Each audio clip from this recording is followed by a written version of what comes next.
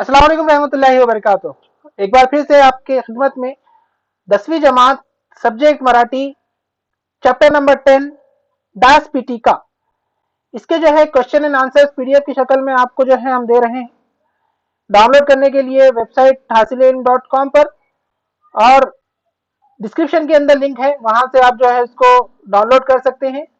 तमाम question and answers आपको यहाँ पर मिल जाएंगे, जिसको आप अपनी नोटबुक के अंदर लिख सकते हैं और याद कर सकते हैं।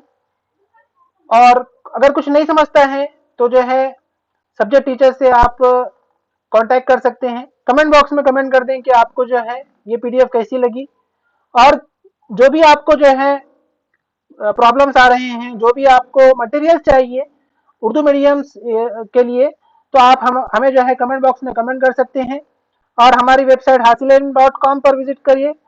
साथ ही साथ हमारे चैनल को सब्सक्राइब करें, हिम्मत अफजाई करें और वीडियो को लाइक करें, ताकि जो है हम आपके लिए ऐसे ही कंटेंट जो है लेकर आते रहें।